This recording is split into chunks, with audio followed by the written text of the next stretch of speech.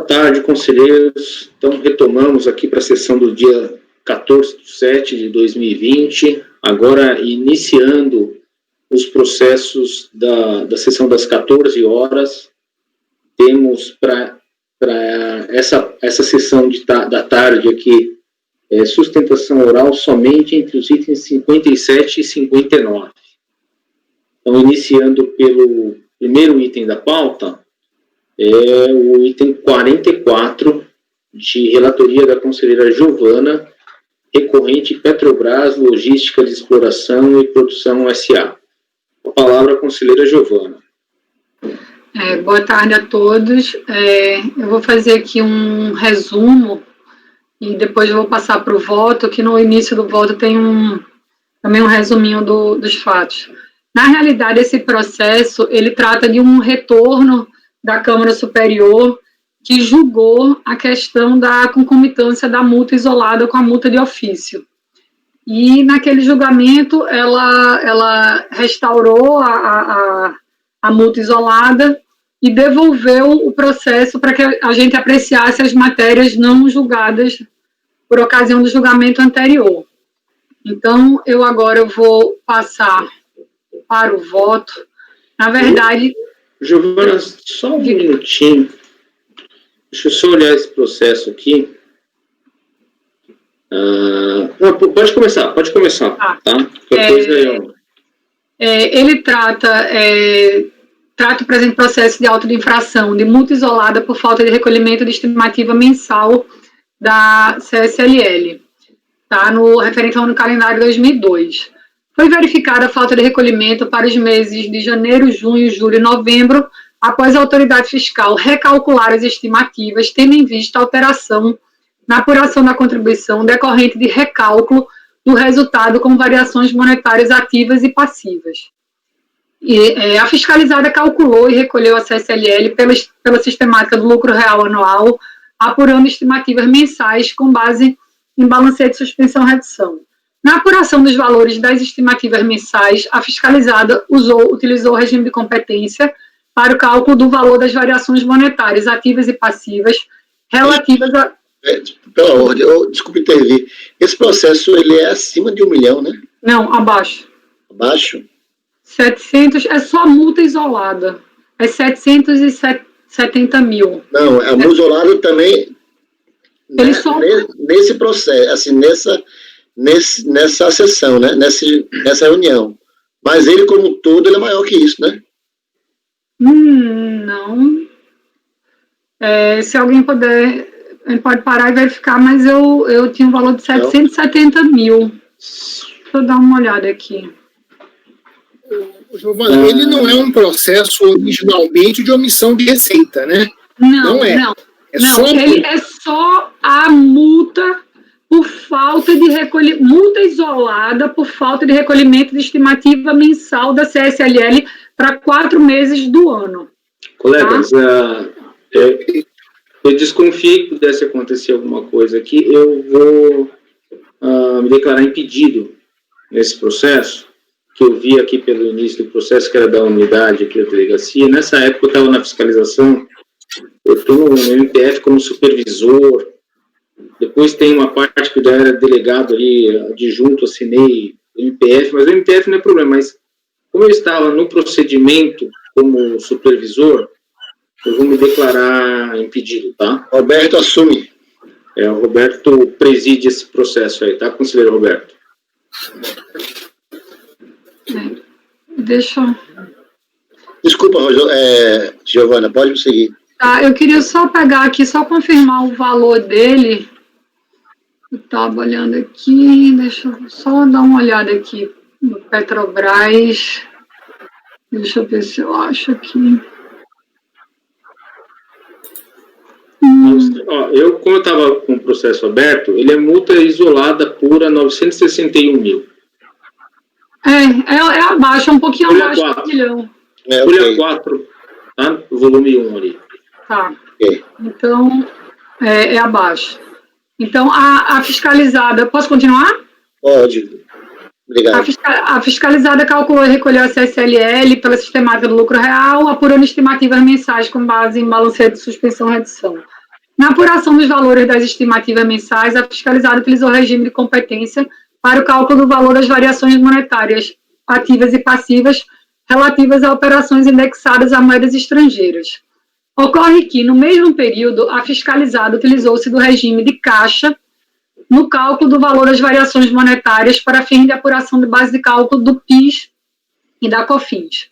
A autoridade fiscal entendeu que a legislação não permite a opção pelo regime de competência na apuração do valor das variações monetárias de operações indexadas por moedas estrangeiras para apenas alguns dos tributos, e concluiu que, não sendo possível a opção pelo regime de competência para apenas alguns tributos, tal opção não teria ocorrido, e que, portanto, as variações monetárias de operações indexadas por moedas estrangeiras deveriam ser consideradas quando de sua liquidação, regime de caixa, que era a regra geral prevista na legislação. O sujeito passivo apresentou impugnação e o colegiado acatou dois argumentos da impugnante. O de que havia pagamentos a maior efetuados posteriormente, pelo que se caracterizaria não a insuficiência do recolhimento, mas sim o pagamento extemporâneo para as estimativas de janeiro, junho e julho, e, por conseguinte, cancelou a autuação em relação a esses 3 meses. Não identificou o pagamento para o mês de novembro. Também aplicou retroatividade benigna da lei, que reduziu o percentual da multa isolada de 75% para 50%. Com isso, reduziu o valor da multa isolada para o mês de novembro. O recurso de ofício não foi conhecido em razão do limite de alçada. Por conseguinte, remanesce em litígio tão somente a multa isolada referente ao mês de novembro de 2002, no percentual já reduzido de 50%, correspondente a 122 mil. Em seu recurso voluntário, o contribuinte afirma que o procedimento correto seria de observar a situação do contribuinte no encerramento do ano calendário, uma vez que o valor total a ser recolhido por estimativa do ano calendário 2002 importava em 6 milhões e tanto. Todavia, o valor efetivamente pago pela recorrente seria de 9 milhões. Assim, ainda que se considerassem as ausências de recolhimento dos meses de janeiro, junho, julho e novembro, as quais totalizariam 1 milhão e 200 mil, a recorrente ainda teria um saldo em seu favor de 2 milhões e 400. Ou seja, esse é aquele argumento, né, da questão da multa isolada após o encerramento do ano calendário. Lembrando que esse processo já foi julgado, a questão da concomitância em relação lá na Câmara. Este argumento de que a multa isolada, por falta de recolhimento de estimativa, só poderia ser cobrada caso houvesse tributo a pagar ao final do ano, já foi apreciado e afastado pela Câmara Superior de Recursos Fiscais. Transcreve trecho da ementa do acórdão proferido pela primeira turma da Câmara Superior. A falta de recolhimento de estimativa mensal de RPJ por contribuinte optante pela tributação do lucro real anual enseja a aplicação da multa isolada, independentemente do resultado apurado pela empresa no período. A empresa também reafirma a impossibilidade de aplicação ao caso de multa isolada, posto que sua conduta, ao optar pelo regime de caixa para alguns tributos e pelo regime de competência para outros, não teria trazido qualquer prejuízo ao fisco. Ao contrário, o valor recolhido teria sido muito superior ao efetivamente devido. Insiste que, considerando o exorbitante valor antecipado no decorrer dos meses antecedentes, inviável o recolhimento de quantia imputada pelo fisco como devida, que ao final do ano calendário só viria a aumentar o valor a ser restituído ou compensado pelo contribuinte. E acrescenta que o fisco teria afrontado os princípios da razoabilidade e da proporcionalidade ao considerar isoladamente o mês de novembro de 2002, sem ater-se ao recolhimento superior anteriormente realizado. Em suma, a recorrente repisa os argumentos acerca do descabimento da multa isolada na hipótese de cobrança após o final do exercício, normalmente quando as estimativas recolhidas ao longo do ano superaram o valor da contribuição devida. A matéria pendente de apreciação diz respeito apenas à possibilidade de optar pelo regime de caixa para alguns tributos e pelo regime de competência para outros. Em razão de sua atividade de refino de petróleo, o contribuinte fechou contratos de importação lastreados em dólares, cujos prazos de pagamento variavam entre 40 e 120 dias, os quais geraram o registro de aproximadamente 93 milhões em despesas com variação cambial. Regra geral, as sociedades que adotam a sistemática de apuração dos tributos pelo lucro real estão submetidas ao regime de competência, consoante o artigo 177, que eu peço vênia para não ler. Entretanto, para o recolhimento de variações monetárias ativas e passivas, a medida provisória 1858, em seu artigo 30, trouxe tratamento específico para atender ao anseio dos contribuintes, normalmente no que diz respeito ao PIS e ao COFINS, de serem tributados apenas no momento de sua efetiva liquidação, ou seja, pelo regime de caixa. Aqui eu transcrevo o artigo, e eu acho que vale a pena ler, porque essa é a questão da discussão. Ele diz aqui, a partir de 1º de janeiro de 2000, as variações monetárias dos direitos de crédito e das obrigações do contribuinte, em função da taxa de câmbio, serão considerados para efeito de determinação da base de cálculo do imposto de renda, da contribuição social sobre o lucro líquido, do PIS e COFINS, bem assim da determinação do lucro da exploração, quando da liquidação da correspondente operação. Certo?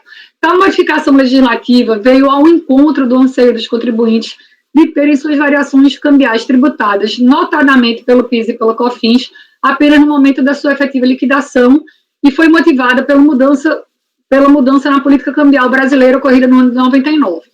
Dada a incidência das referidas contribuições sobre a totalidade das receitas auferidas pelas pessoas jurídicas, os contribuintes argumentavam que a tributação dos resultados mensais pelo regime de competência traria distorções, visto que estavam sendo tributados ganhos parciais, sendo que o ganho efetivo somente poderia ser apurado quando da liquidação de cada operação.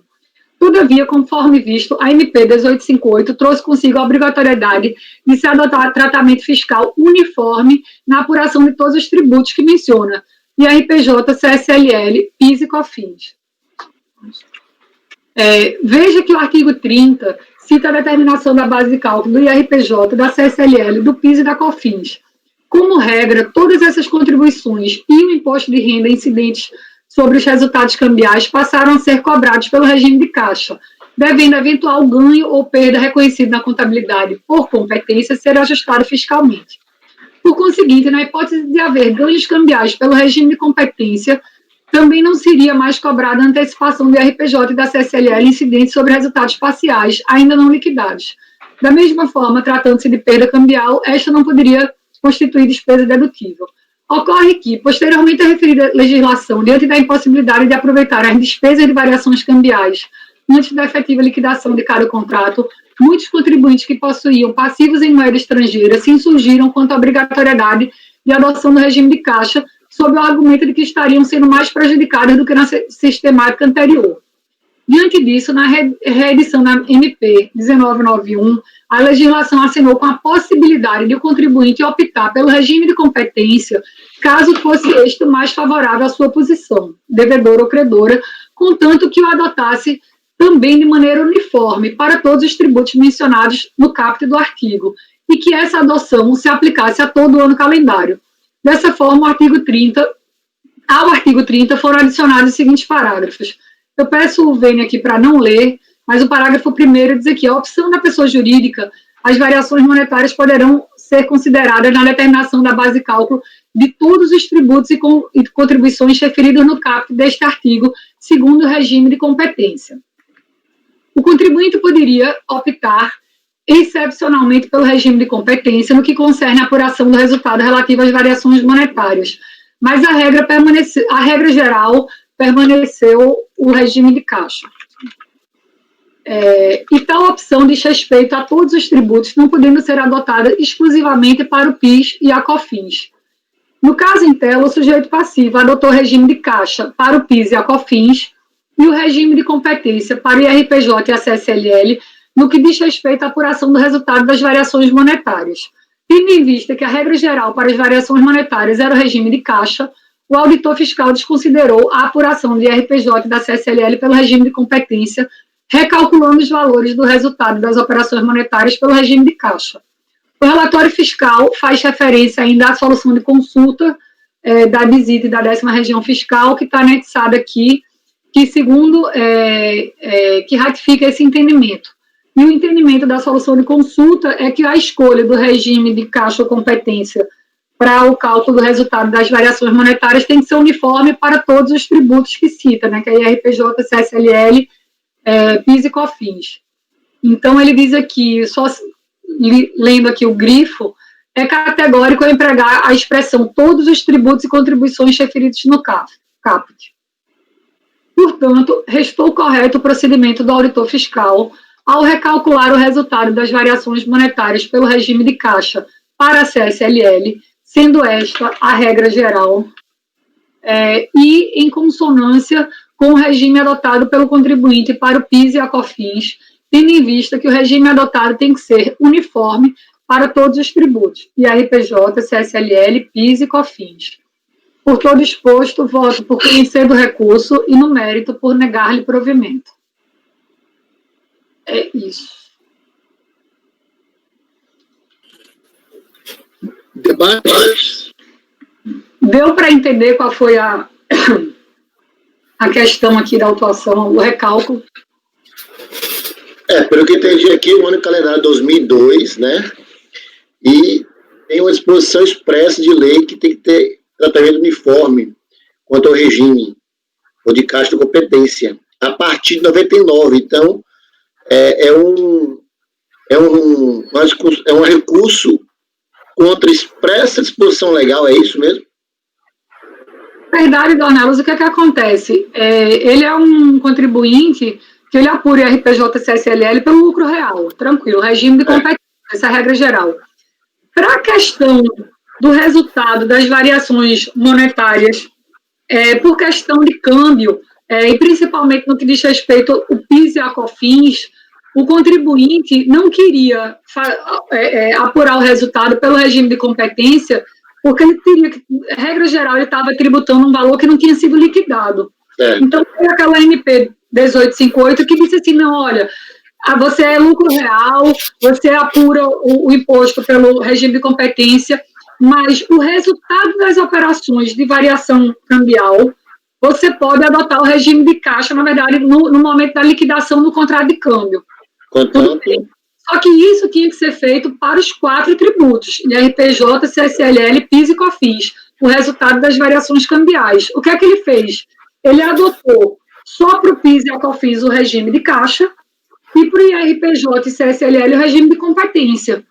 E que o que o auditor fiscal diz é o seguinte, olha, o artigo, sim, aí, inicialmente a MP 1858 e o regime de caixa, como regra geral. Depois, com a mudança da política monetária, o pessoal disse, não, já não está bom, eu posso ter uma posição positiva ou negativa. Então, dependendo da posição do contribuinte, era mais vantajoso o regime de caixa ou de competência.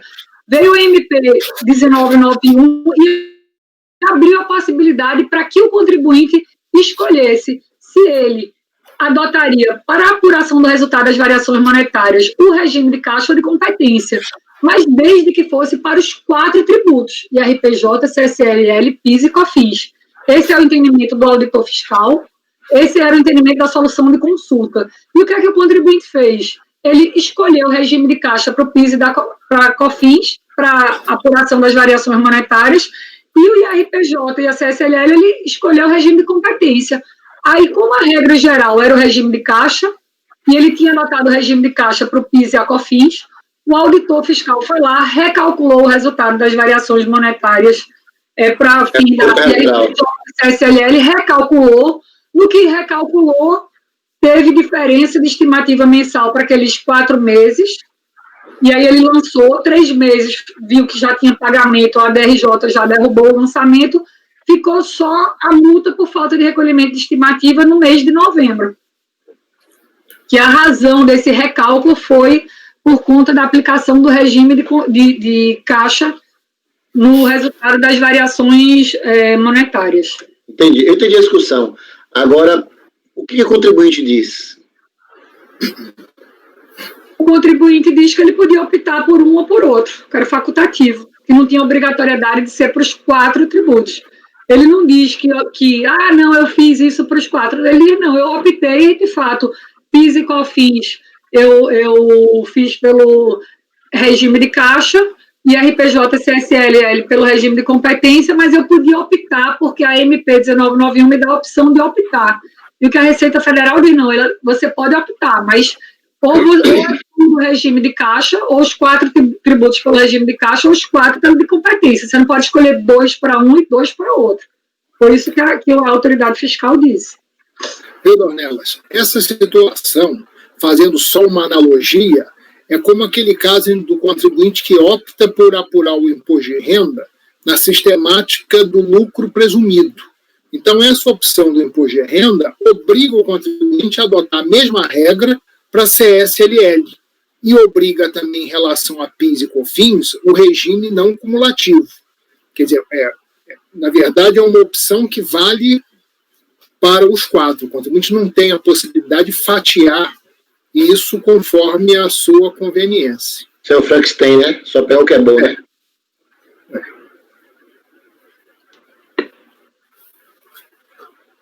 Então é isso. Assim. Mais alguma observação? Não. Então eu vou colher os votos. Como vota o conselheiro Dornelas? Eu acompanho a relatora. O conselheiro Lisandro? Acompanho a relatora. Rogério? Com a relatora. Lucas? Com a relatora. Perdão. Sim, Lucas, é isso mesmo, porque a Giovana é a relatora. Lucas? Com a relatora. Bianca? Acompanha a relatora, presidente. Eu também acompanho a relatora, então, por unanimidade de votos, conhecer do recurso para, no mérito, negar-lhe provimento. Consta na ata que Fernando está impedido. Isso. Anotado, Dona. Isso aí. Então coloquei aqui que eu declarei impedido que o conselheiro Roberto presidiu o julgamento, tá? Foi a honra, Roberto. Viu? Faz parte do julgamento e você presidindo o julgamento. Vocês sabem que tem outro processo igualzinho a esse. E eu até olhei e falei, mas que azar, porque tinha caído para eu relatar. Aí eu tinha me declarado impedido. Eu falei, será que depois sortearam no âmbito da sessão, caiu na nossa turma de novo? Não, mas é outro. Não é esse aqui, não. Tranquilo. Vamos em frente, senhores? Então, item 45 da pauta, relatoria do conselheiro Lucas. Recorrente é Zimmermann, análises clínicas. A informação de recebimento de memorial, para quem quiser olhar na pasta. Tá? Passo a palavra, então, para o conselheiro Lucas. Boa tarde. O presente processo trata de auto de infração que formalizou exigência relativa a imposto de renda retido na fonte, acrescido de multa de ofício 75% e juros de mora. Além disso, foi também lançado multa isolada no valor de R$ 38 mil, motivada pelo recolhimento extemporâneo de tributo desacompanhado da multa de mora prevista em lei. Conforme relatado na descrição dos fatos e enquadramento legal nas folhas 24, a autuação resultou de procedimento de auditoria interna em DCTF de titularidade do recorrente, relativas ao terceiro e quarto trimestre de 97. Ao tomar ciência do lançamento, o contribuinte apresentou impugnação alegando que teria pago os débitos tidos como em aberto, colacionando DARFs para comprovar suas alegações. A DERAD de São Paulo reviu de ofício o lançamento por ter constatado que o contribuinte teria pago parcialmente seus débitos, conforme despacho folhas 168. Dessa forma, após a alocação dos DARFs apresentados na impugnação, a lide remanesceu apenas em relação à multa isolada e imposto de renda retido na fonte, acrescido de multa de 75 e juros, relativo aos seguintes fatos geradores. Aí eu trago aqui a tabela que, após a revisão de ofício, a DERAD de São Paulo constatou. Ao analisar a questão, a DRJ do Rio de Janeiro entendeu pela exoneração da multa isolada, haja visto o advento da MP 351, de 2007, que deu nova redação ao artigo 44 da Lei 9430, nos seguintes termos, que eu vou pedir licença para não ler. Quanto ao imposto de renda imposto de renda retido na fonte remanescente, após nova análise da documentação carreadas aos autos e das informações contidas nos sistemas da Receita Federal, em especial o CIEF, e eu trago as folhas que o CIEF consta, A DRJ Rio de Janeiro verificou que os DARFs nos valores tais, R$200 e poucos, R$2.900 e R$212, ainda estariam disponíveis e apontavam para os mesmos códigos de receita e períodos de apuração dos débitos que restaram após a revisão de ofício. Por tal razão, a DRJ aproveitou os pagamentos espontaneamente realizados da seguinte forma, e eu trago aqui qual foi o formato. Os valores que estavam em aberto, ela alocou nos pagamentos, nos saldos que estavam, nos débitos que estavam em aberto. Após essa decisão da DRJ, o que restou remanescente foram dois períodos, o Código de Receita o mesmo aqui, né? Período de apuração distintos e um valor total de R$202.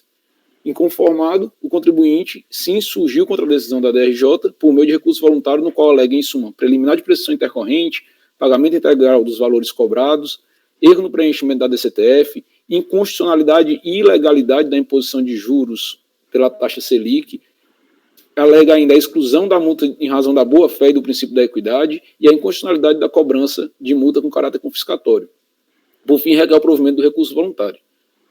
Já passando ao voto, né, não tem sustentação oral, presidente? Posso ir? Conheço do recurso em razão de ser tempestivo e atendido aos demais requisitos de admissibilidade.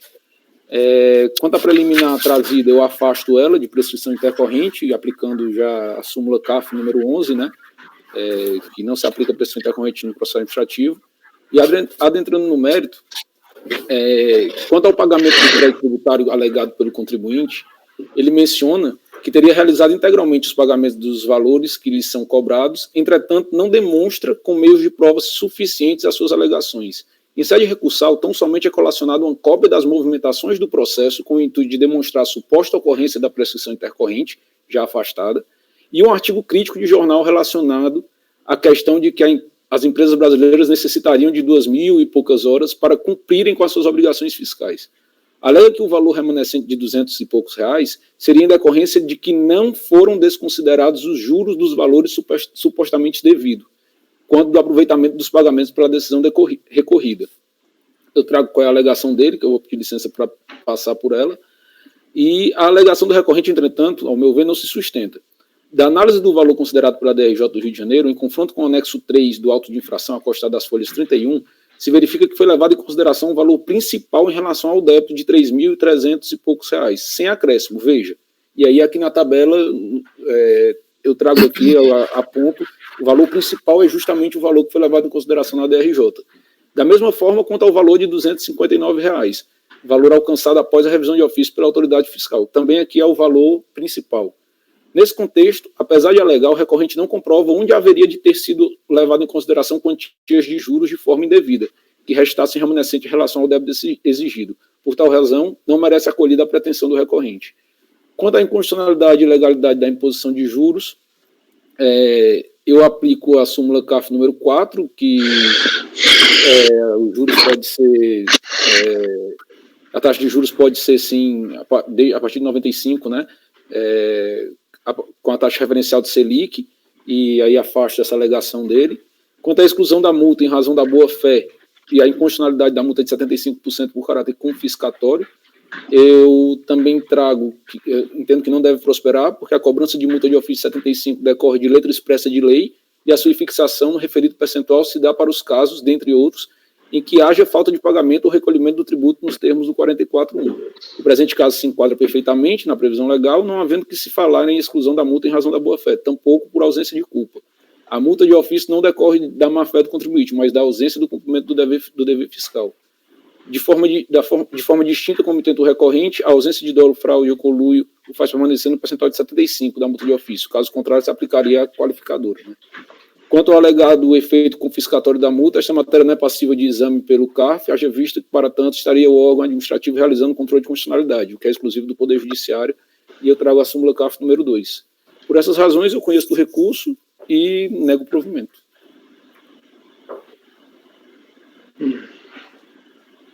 Senhores, estou com uma dúvida aqui, essa questão, acho que o Roberto também capaz de ter visto isso.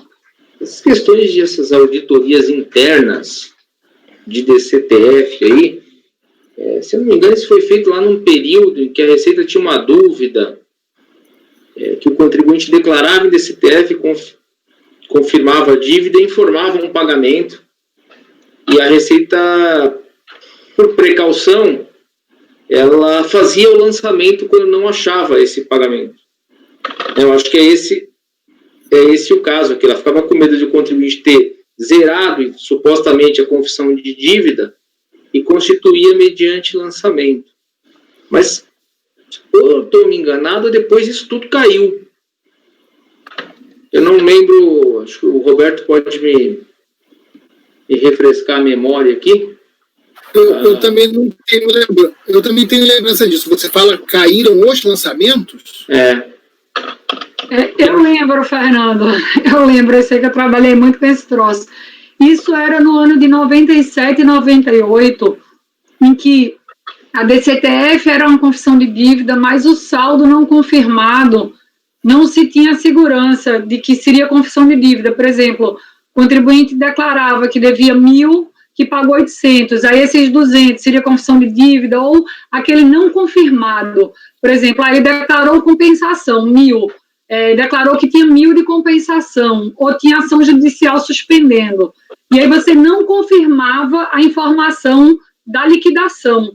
Aí existia dúvida se a confissão de dívida era o débito ou o saldo, quando você não confirmava, você tinha que realmente lançar. Isso foi para 97, 98, que eles chamavam daquele auto de infração FICEL. E a maior parte dos autos de infração FICEL caíram porque aí tinha problema de alocação de pagamento, as ações judiciais era só questão de numeração, que não conseguia, era coisa que ele não conseguia confirmar por sistema. Então, a maioria dos autos caíram. Não houve um cancelamento automático de todos os autos de infração eletrônica. Várias unidades ficaram com estoques desses processos para serem avaliados assim, manualmente. Os de maior valor foram analisados, alguns de menor valor é tanta coisa que muita coisa, inclusive, prescreveu. Isso era uma bronca de prescrição, mas era valor pequeno. Mas não chegou a ser tudo analisado, assim, cancelado, não. Mas teve esse procedimento nesses 2 anos. Até o que se disse era o seguinte: 97, 98, 99, DCTF, a confissão de dívida é do débito. Você declarou que deve 1.000 de RPJ, é o débito. Se você não confirmar um pagamento, uma compensação, independe. Você pode ter direito de cobrar os 1.000 que ele confessou. Mais ou menos isso aí, ó. E aqui, certo. E aqui tinha a questão também da multa isolada, é isso? Isso, que já caiu. Que já caiu, né? Isso. Já caiu. Você vê que isso é justamente 97, que foram 2 anos. Dá esse tipo de problema 97 e 98. Eu lembrava disso mesmo, a Receita tinha essa dúvida, e já que ele zerou o saldo a pagar, será que ele confessou 0 de dívida, e aí eu tenho que fazer o lançamento, ou eu simplesmente vou lá e falar, não tenho pagamento, então eu já vou te cobrar direto, né? A diferença que tem entre essas duas situações é cobrar multa de ofício ou não, né? Porque aí você acaba aqui exigindo o tributo que ele confessou em DCTF, depois zerou, disse que pagou, com multa de ofício, né? Exatamente. Estou falando mais pela tese, os valores a gente está vendo aqui, né? É meio como a história da GFIP previdenciária, né? Você tem valor que ele declara em GFIP, aquela compensação residual ali, você tem que lançar. Eles têm, não conheço muito, mas eles teriam que lançar. Não é confissão de dívida, né? E lá eles tinham lançamento de débito confessado, era um negócio assim, né? Exato, era para lançar aquele valor que ele confessou e não... Era mais ou menos isso aqui. Exatamente. A filosofia é a mesma. Mas, tudo bem, é uma questão residual. Eu acho que era uma discussão válida, assim, a gente poderia até aprofundar, mas eu não sei se mudou a norma a ponto de ter tratamento diferente, né? Eu tenho uma certa resistência, assim, acho que estamos falando de valores baixos, mas em relação à tese de cobrar multa em relação ao que o contribuinte declarou, né? A dívida, ele falou que existia, tanto é que a partir de 99, aí eu não lembro se mudaram a IN, enfim, eu não sei se adaptaram ou se foi só a interpretação sobre os fatos, né? Mas o fato é que de 99 para frente... Ele alocou com a multa de 75%, você fala. Ah, sim, né? O saldo que ele não fica pago... Tá sendo cobrado os juros em cima desse saldo devedor, né? Multa também, né? Multa de ofício. Multa de ofício. Entendeu? Esse é o problema, porque você acaba cobrando uma multa de ofício sobre o valor que o contribuinte confessou. Quando o que era cabível aqui era uma multa de mora.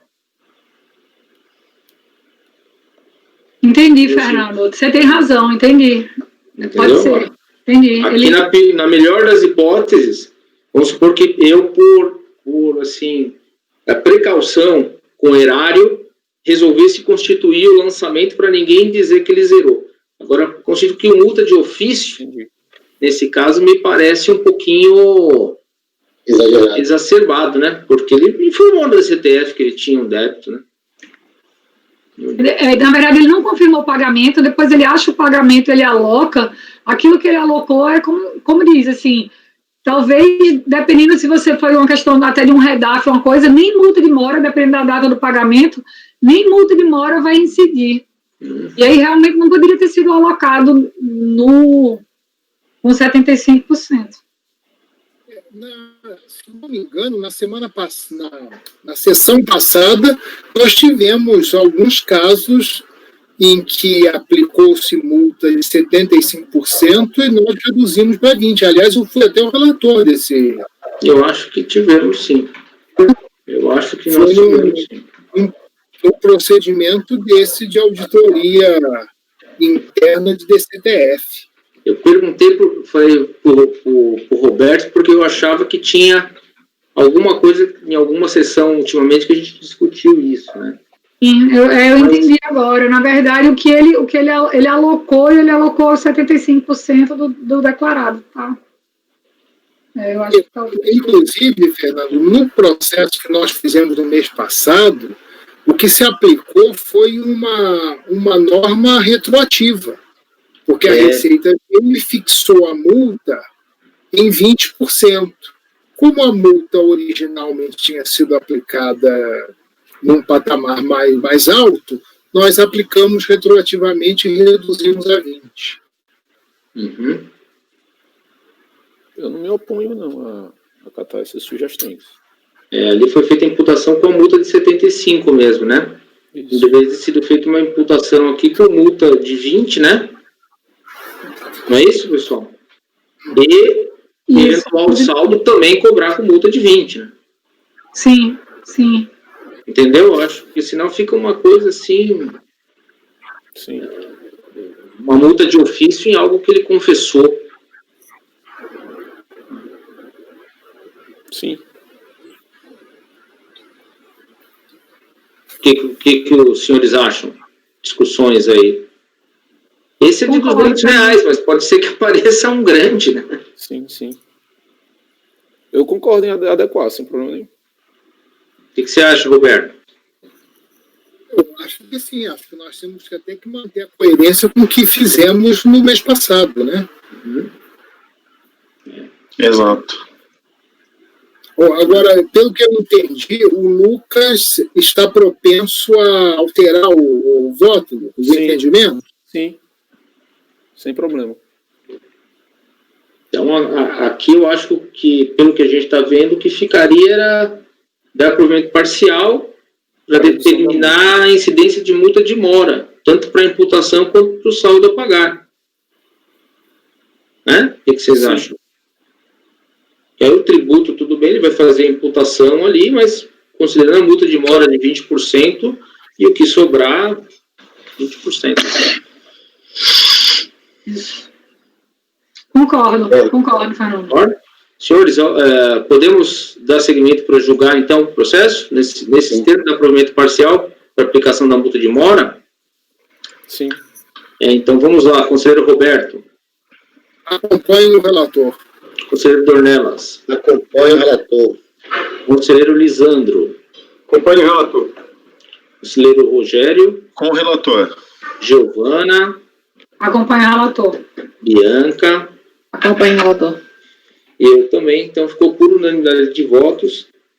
Dar provimento parcial, recurso voluntário, para determinar a aplicação da multa de mora, no lugar da multa de ofício, tanto em relação à imputação quanto à cobrança de eventual saldo ali, né? Sim. Tudo bem? Ok. Então, julgado o item 45 da pauta.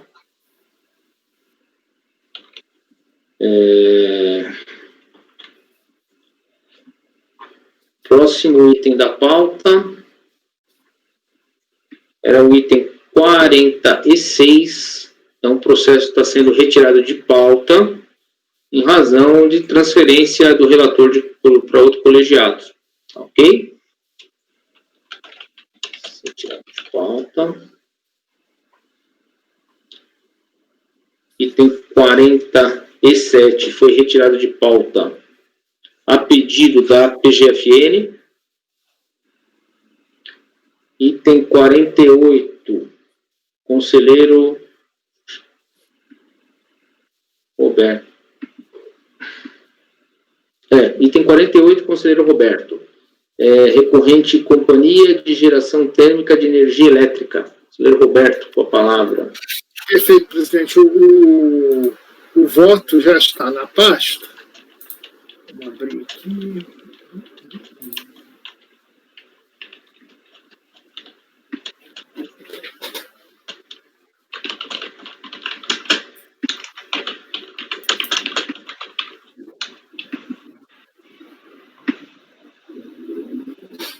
Esse é o Companhia de Geração Térmica, né?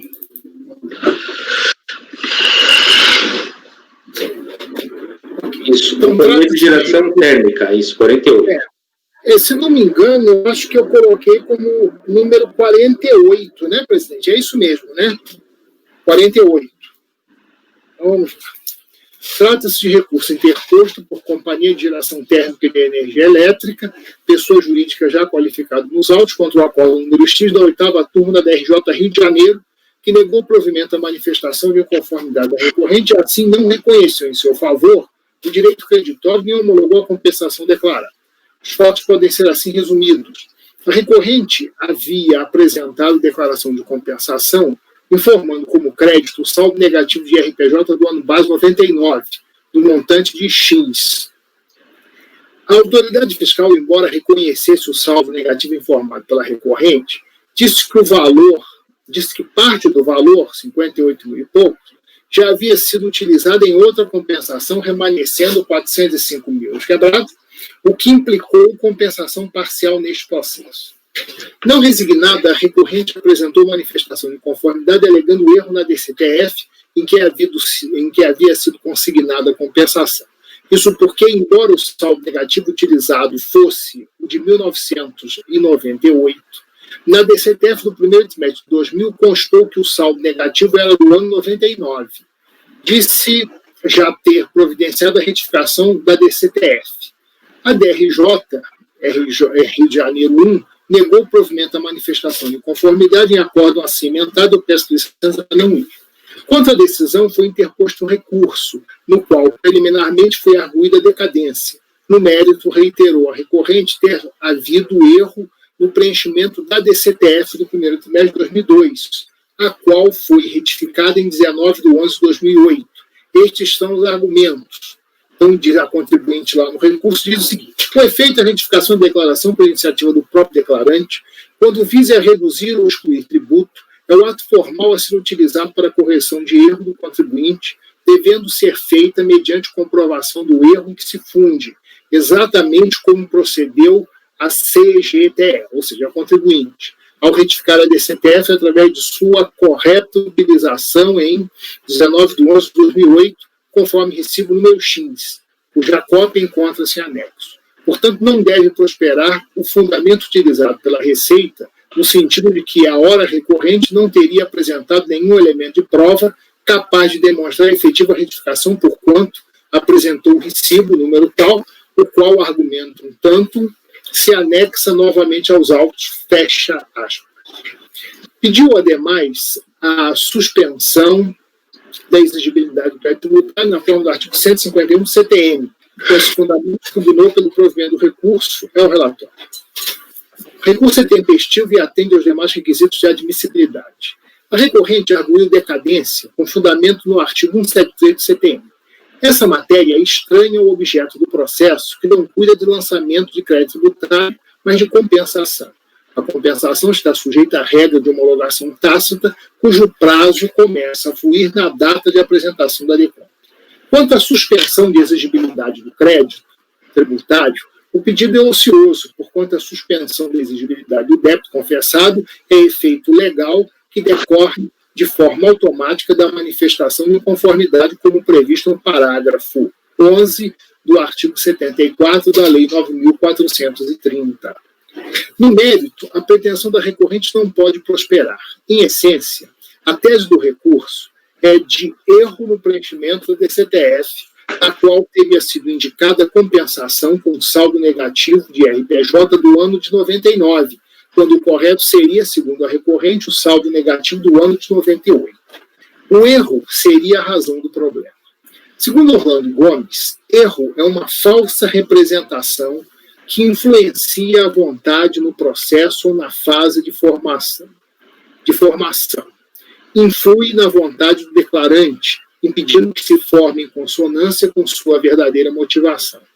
Tendo sobre um fato ou sobre um preceito noção inexata ou incompleta, o agente emite sua vontade de modo diverso do que a manifestaria se dele tivesse conhecimento exato ou completo. Crê verdadeiro o que é falso ou falso o que é verdadeiro. A palavra erro tem, na sua linguagem jurídica, sentido amplo, compreendendo até o equívoco na declaração de vontade e na sua transmissão. Além do erro na motivação, considera-se o erro na declaração. Aos dois tipos dá-se modernamente igual tratamento. Fecha aspas.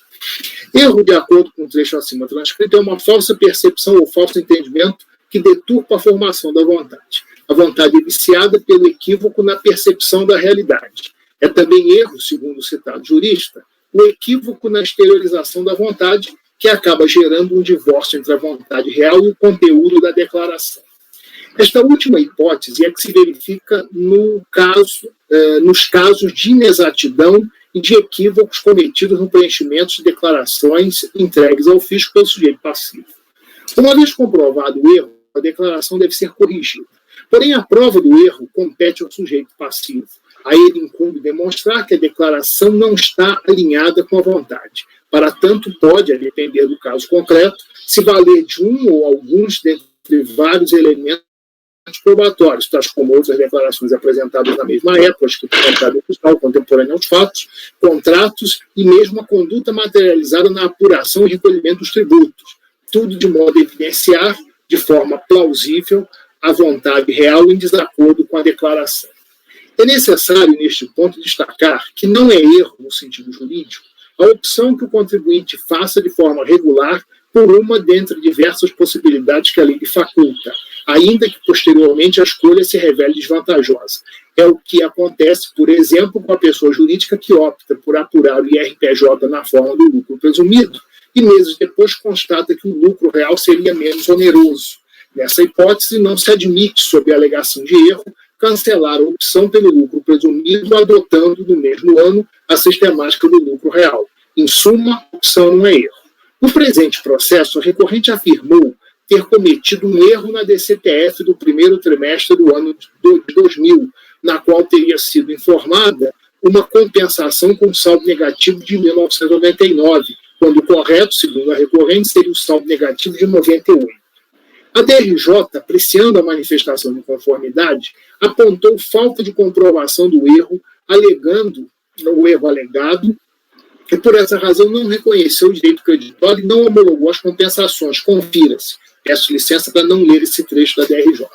No recurso, a recorrente sustentou que a prova do erro é o recibo da DCTF identificadora, apresentada em 19 de novembro de 2008, ou seja, depois da ciência do despacho decisório e mais de 7 anos após os fatos. Ademais, a DCTF é um documento produzido unilateralmente pelo próprio contribuinte.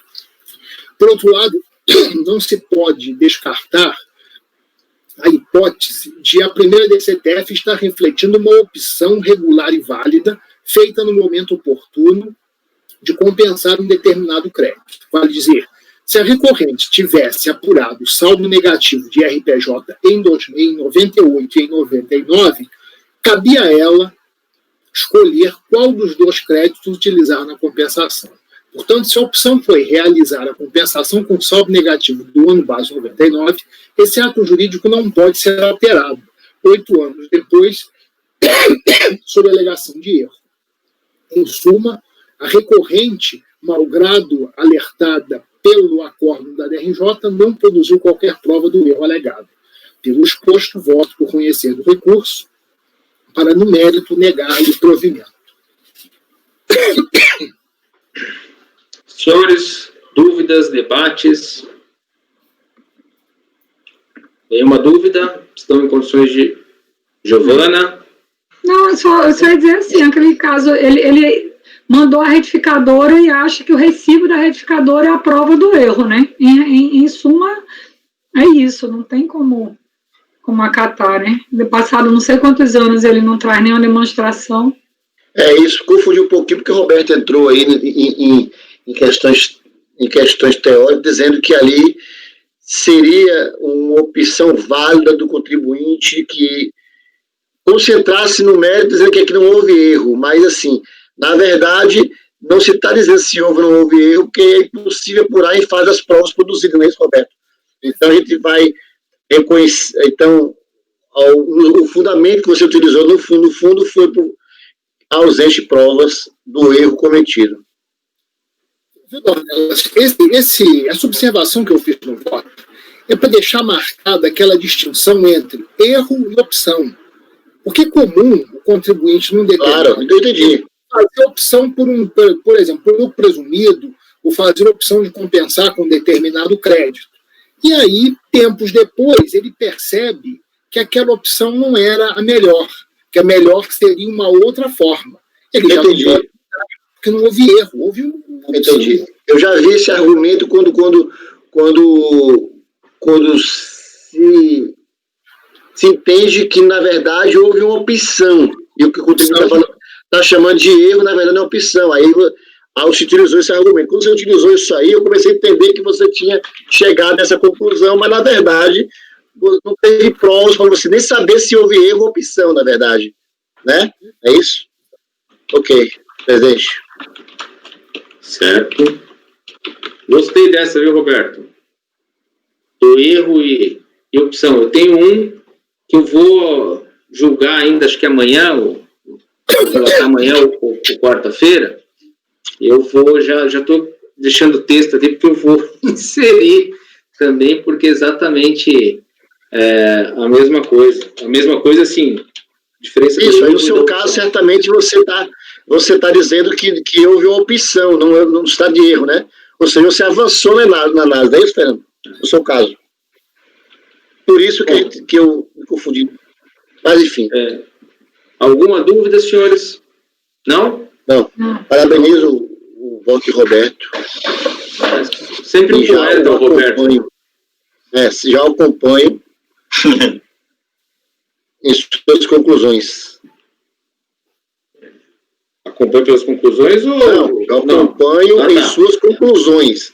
Eu não acompanho pelas conclusões, não. Ah, tá bom. Ok. Então, o conselheiro Dornelas acompanhou o voto do relator. Conselheiro Lisandro. Acompanho. Conselheiro Rogério. Com o relator. Conselheira Giovana. Acompanho o relator. Conselheiro Lucas. Acompanho o relator. Conselheira Bianca. Acompanho também o relator. Eu também acompanho o relator, então, por unanimidade de votos, negar provimento ao recurso voluntário. Item 48, julgado. O item 49, senhores, ele é paradigma, é de relatoria do conselheiro Roberto, Companhia Paulista de Força e Luz, e foi retirado de pauta a pedido do patrono do contribuinte. Então, retirado de pauta o item 49, por conseguinte, o item 50, que era um repetitivo. Próximo item da pauta, que é um paradigma também, É o item 51 de relatoria do conselheiro Roberto também. O recorrente é Construções e Comércio Vitória Limitada. O conselheiro Roberto está com a palavra. Tem que dividir agora o microfone com os cachorros. Faz parte, né? Não tem jeito. Construções e Comércio Vitória Limitada, pessoa jurídica já qualificada nos autos, interpôs recurso contra o acordo número X da terceira turma da DRJ Recife. A recorrente apresentou a declaração de compensação, indicando como crédito um pagamento de R$ 19.319,02 feito a título de RPJ do primeiro trimestre do ano de 2006. A unidade local, a DRF Vitória, não reconheceu o crédito nem homologou as compensações ao argumento de que, embora localizado o pagamento, o respectivo valor estava integralmente utilizado para extinguir débitos da própria recorrente, não remanescendo saldo para compensar outros débitos. Diante dessa decisão, foi apresentada a manifestação de inconformidade, a qual a DRJ Recife negou o provimento em acordo assim emendado. Peço licença para não ler. Embora, presidente, eu marquei em amarelo a tua acordo, eu vou ler porque deve ser importante. Então, as conclusões lá da DRJ foi o seguinte: a competência originária para apreciar a declaração de compensação, bem como para decidir sobre o pedido de retificação ou cancelamento, é do delegado da Receita Federal do domicílio fiscal do contribuinte. Então, é bom marcar esse ponto, porque a DRJ não chegou a examinar o mérito. Bom, não resignada, a contribuinte interpôs recurso, alegando que o acórdão recorrido deixou de apreciar o cerne da questão. No mais, repisou os mesmos argumentos da manifestação de inconformidade. Disse que, embora tivesse feito a opção pelo lucro presumido, recolheu o valor devido no primeiro trimestre do ano de 2006, inserindo no DARF o código 0220 relativo ao lucro real trimestral. Constatado o erro, a recorrente teria feito novo recolhimento com o código 2089 do lucro presumido. Assim, existindo dois recolhimentos para o mesmo período, a recorrente compensou o valor do primeiro pagamento. Referida compensação foi materializada na DECOMP final 4900. Entretanto, apesar de os débitos estarem extintos por compensação, a recorrente efetuou o pagamento deles. Dessa forma, acreditando que a superveniência do pagamento tornou sem efeito a DECOMP, liberando o crédito de 19.319, a recorrente apresentou a DECOMP final 6288 para compensar outros débitos. A recorrente sustenta que aquele pagamento permanece apto a ser utilizado na compensação. Com base nesses argumentos, requereu a reforma do acórdão da DRJ e o reconhecimento do direito creditório e o cancelamento dos débitos exigidos no despacho decisório, é o relatório. Meus amigos, eu não sei se ficou clara a situação aqui. Ele fez um pagamento usando um código que lhe pareceu errado. Ao invés de fazer o redarf, ele foi lá e fez um outro pagamento. E aí pegou o primeiro, que ele achou que era indevido, e compensou na primeira DECOMP, a final 4900. Depois, por alguma razão que ele não explicou, ele foi e realizou o pagamento dos débitos compensados na primeira DECOMP. E imaginou que, ao fazer o pagamento, ele teria automaticamente cancelado a primeira DECOMP e liberado o pagamento indevido para uma futura compensação. Quando ele apresentou a segunda DECOMP, ela foi processada, o sistema acusou que aquele pagamento já tinha sido utilizado para compensar os débitos da primeira DECOMP. Então, é mais ou menos essa a situação. O recurso é tempestivo e atende aos demais requisitos de admissibilidade. O crédito pretendido se refere ao pagamento de R$ 19.319 feito em 30 de 6 de 2006 relativo ao IRPJ e encargos. No DARF, teria sido informado erroneamente o código 0220 relativo ao lucro real trimestral. Ao perceber o equívoco, a recorrente teria feito novo pagamento, informando dessa feita o código de arrecadação 289 do lucro presumido. O segundo pagamento, feito em 21 de 7 de 2006, foi de R$ 19.541,90, valor que diferiu do primeiro apenas pelos encargos moratórios. A recorrente, então, apresentou uma DECOMP, utilizando como pagamento o primeiro valor recolhido. Porém, antes que houvesse qualquer apreciação pela Receita Federal, a recorrente procedeu ao pagamento dos débitos compensados naquela DECOMP. Vale dizer, pagou débitos que já estariam extintos sob condição resolutória. Acreditando que o pagamento desses débitos tornava disponível o crédito utilizado na DECOMP, a recorrente efetuou nova compensação, que não foi homologada porque o crédito estava alocado aos débitos da primeira DECOMP, final 4900, né? E a um débito declarado em DCTF, está nas folhas da folha 12. Com suporte nesses fatos, a recorrente na manifestação de inconformidade havia formulado os seguintes pedidos. Na manifestação de conformidade: homologação das compensações formalizadas na segunda DECOMP, reconhecimento da totalidade do crédito no valor de R$ 19.319, referente ao recolhimento indevido em 30/6/2006, acrescidos de juros até a data da compensação. E C, cancelamento dos débitos consignados no despacho decisório número tal. Para que não restem dúvidas, estes são os pedidos formulados pela recorrente na manifestação de conformidade. Eu peço licença aqui para não ler, na verdade a síntese já foi lida abaixo, mas para não ter nenhuma dúvida, eu reproduzi aqui, grifando as partes que caracterizam exatamente aquilo que foi pedido. Bom, a DRJ Recife, entretanto, entendeu que não poderia apreciar a manifestação de inconformidade porque a matéria não era de sua competência. Nesse sentido, consta do voto condutor da decisão recorrida. Abre aspas. Depreende-se da leitura da manifestação de inconformidade, não obstante as explicações sobre o crédito, o que se pretende é o cancelamento do PER DECOMP, o reconhecimento do direito creditório para um futuro pedido de compensação e o cancelamento do débito.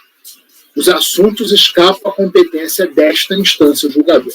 Peço licença também para não ler todo esse trecho, apenas frisando essa parte para demonstrar qual foi a percepção que a DRJ teve. Observa-se uma clara dissonância entre os pedidos formulados na manifestação de inconformidade e a percepção que teve o órgão julgador da pretensão da recorrente.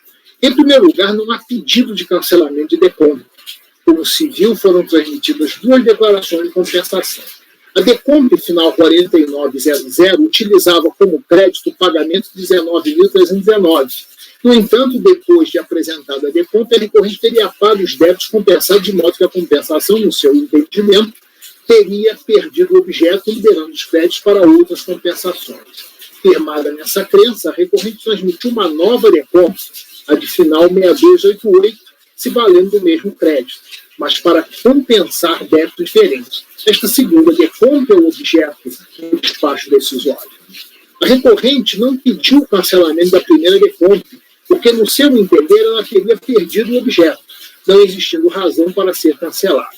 Já o cancelamento da segunda DECOMP seria contrário ao interesse da recorrente, que deseja ver homologadas as compensações ali declaradas. Portanto, ao contrário do que diz a DRJ, não existe pedido de cancelamento de DECOMP. Igualmente, não procede a afirmação de que a recorrente teria pleiteado o reconhecimento de direito creditório para futuras compensações. O que ele pediu é o reconhecimento do crédito relativo ao pagamento de R$ 19.319, para ser aproveitado em concreto nas compensações declaradas na segunda DECOMP. Por fim, quando a recorrente pede cancelamento do débito, fica evidente a impropriedade terminológica. Pelas circunstâncias do caso concreto, infere que o objetivo perseguido não é o cancelamento, mas a homologação da compensação, com o que se opera a extinção dos débitos. O que se pede, na verdade, é um ato de natureza meramente declaratória e de ordinário é praticado pela DRJ e pelo CAR, nos processos que cuidam de compensação. Em resumo, essas matérias deixaram de ser examinadas pela DRJ, embora estivessem no âmbito de sua competência. Portanto, necessário se faz que o órgão julgador de primeira instância profira a nova decisão, respondendo às questões citadas na manifestação de inconformidade. Então, pelo exposto, o voto é por conhecer o recurso e no mérito dar provimento, anulando a decisão de primeira instância e devolvendo o processo à DRJ para que esse órgão profira nova decisão.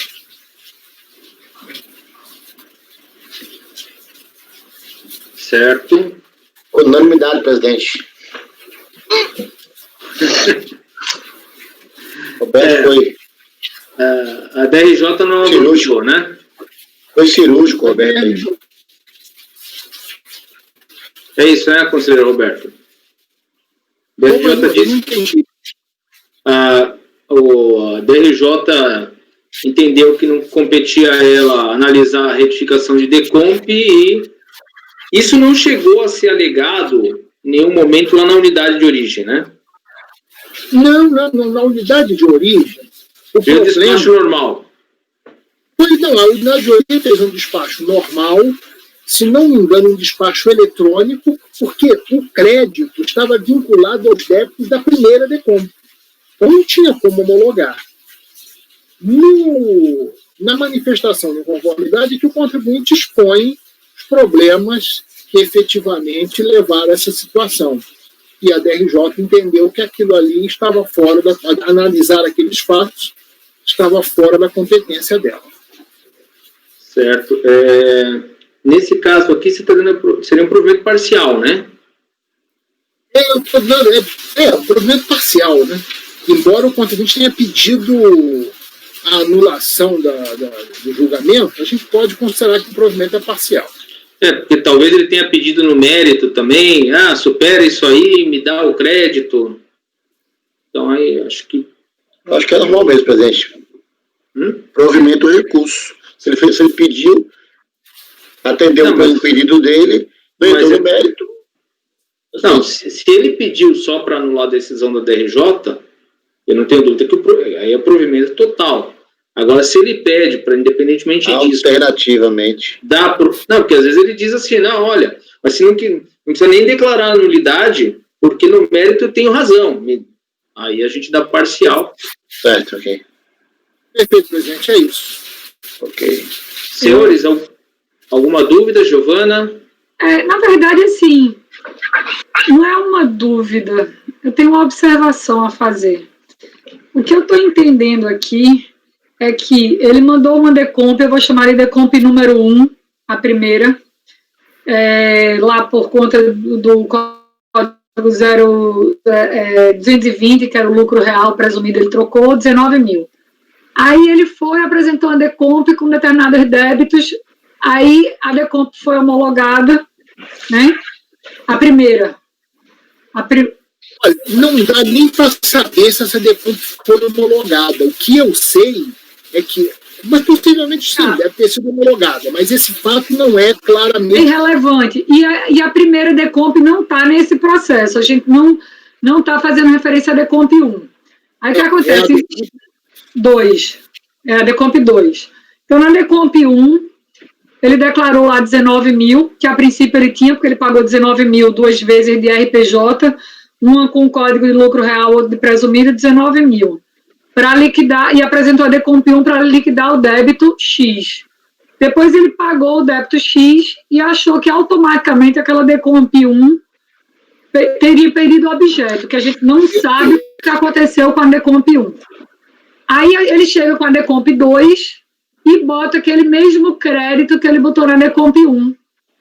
E a decomp, o despacho decisório diz, está alocado naquela compensação, foi aproveitado na compensação da decomp 1, ou seja, aquela decomp 1 deve ter sido homologada porque a decomp 2 não foi, porque estava alocado lá. Então, aquele pagamento foi utilizado. A gente está analisando a decomp 2, um crédito que foi utilizado na decomp 1, que não é objeto do processo, e aí, de certa forma, por vias transversas, eu acho que é por isso que foi a decisão da DRJ, ele disse, olha, quando você pede esse crédito aqui, que alega que você pagou o débito da decomp 1, por via transversas, você está pedindo o cancelamento da decomp 1, porque para eu poder reconhecer o débito aqui, eu tenho que considerar o cancelamento da Decomp 1. Então, por isso, a decisão, eu compreendo a decisão da DRJ, que ele disse, por vias transversas é um cancelamento, e eu não tenho competência para isso é competência da unidade de origem. Ele fez a interpretação do pedido. Quando a gente devolve aqui para a DRJ e diz, olha, o contribuinte não pediu expressamente o cancelamento, porque de fato ele não pediu, ele teria pedido por vias transversas, assim, se você for interpretar, vai dizer, não, ele não pediu cancelamento. Se a gente analisar estritamente falando, devolver para a DRJ, proferir uma nova decisão e dizer, analise a Decomp 2, ele vai chegar e vai dizer, não tem crédito, o crédito está na Decomp 1. Eu acho que a interpretação do pedido do contribuinte, a gente tem que ver que o contribuinte errou até no próprio procedimento. A partir do momento que ele erra o procedimento, a gente teria que entender o que é que ele está querendo, porque o que é que vai acontecer na prática? A DRJ vai dizer, Decomp 2, qual o crédito? Esse aqui, utilizado na Decomp 1, não reconheço, nego, provimento a manifestação de conformidade. Isso vem para a gente, digamos novamente. O que é que a gente vai dizer? Não tem crédito? Eu sei que o contribuinte pagou 2 vezes e pagou o débito. Se tudo for verdade, ele tem um crédito que a gente vai terminar não reconhecendo por conta de formalidade. Não sei se vocês estão entendendo a observação que eu estou fazendo aqui. Se a gente for seguir estritamente o pedido dele e a formalidade, a gente não vai reconhecer um crédito. E ele pagou 2 vezes, se realmente ele pagou o débito da primeira Decomp. É só para a gente pensar, acho que a gente pode... Enfim, eu não... Superar a formalidade, você está falando? É tentar fazer a interpretação do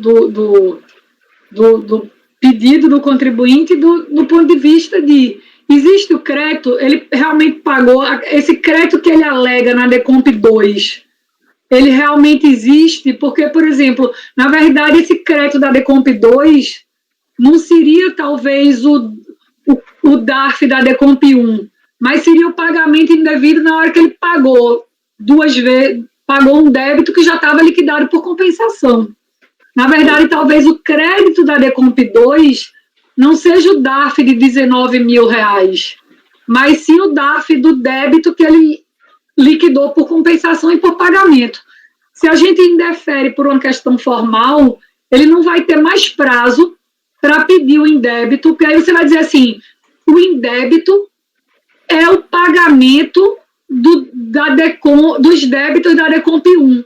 Se aquele débito foi liquidado por compensação e ele pagou indevidamente o débito da primeira Decomp. Aí ele queria um crédito de um pagamento indevido do pagamento devido do primeiro débito. Só que, à medida que a gente profere uma decisão aqui, ele não tem mais tempo de entrar com a Decomp. Ele não vai poder, eu não sei aqui qual o ano do pagamento daquele débito. Já foi. Já foi. E aí ele, de fato, teve um pagamento indevido, seja do IRPJ, seja do débito objeto de compensação da Decomp 1, e que ele não vai mais poder pedir, se a gente se ater à questão formal. Minha preocupação é essa, eu não sei como é que a gente pode também... Entendi, o raciocínio de Giovanni está bem Está confuso. No seio da flexibilidade da formalidade, né? Da formalidade, então... O provimento parcial seria, mas retornaria o processo para a DRF? No seu pensamento, superando a formalidade, estou falando, Giovanna, é isso? Eu vejo que o contribuinte errou no procedimento, assim, se tudo que ele relata é verdade em relação ao que ele pagou o débito da Decomp 1, se tudo que ele relata é verdade, né, partindo do pressuposto, de alguma forma ele pagou a mais. E ninguém viu isso ainda. Giovanna, ninguém viu isso ainda. Giovanna, olha só, vamos fazer aqui um raciocínio, vamos pensar juntos aqui. Quando eu comecei a examinar esse processo, a primeira impressão que me deu é de que o contribuinte foi mal assessorado, mal orientado, possivelmente pelo contador. Certamente. Ou por alguém que tinha a responsabilidade de fazer a contabilidade da empresa. Mas existem alguns aspectos que precisariam ser esclarecidos para que, por exemplo, nós julgássemos aqui. Porque você veja, ele alega que pagou o tributo no código 0220, que é o do lucro real, não é isso?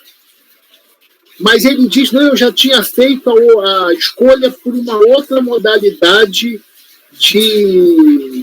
um outro regime de apuração do lucro. Esse é o primeiro ponto a ser visto.